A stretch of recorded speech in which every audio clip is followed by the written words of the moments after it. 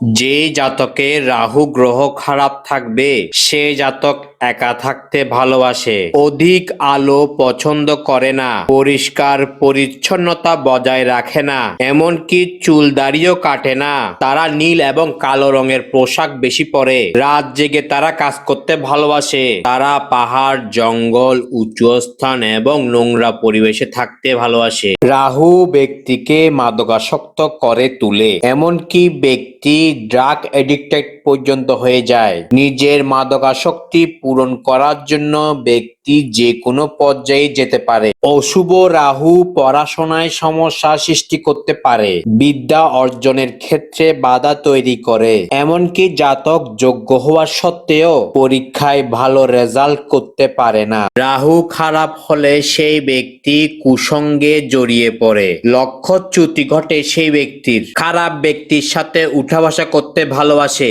এর ফলে তার বদনাম চারপাশে ছড়িয়ে পড়ে। মা বাবার কথা শুনে চলতে পছন্দ করে না, মা বাবাকে অসম্মান করে, এর ফলে ব্যক্তি নতুন নতুন সমস্যার সৃষ্টি করে। পরিশেষে বাড়িঘরের মধ্যে সুখ শান্তি দূর হয়।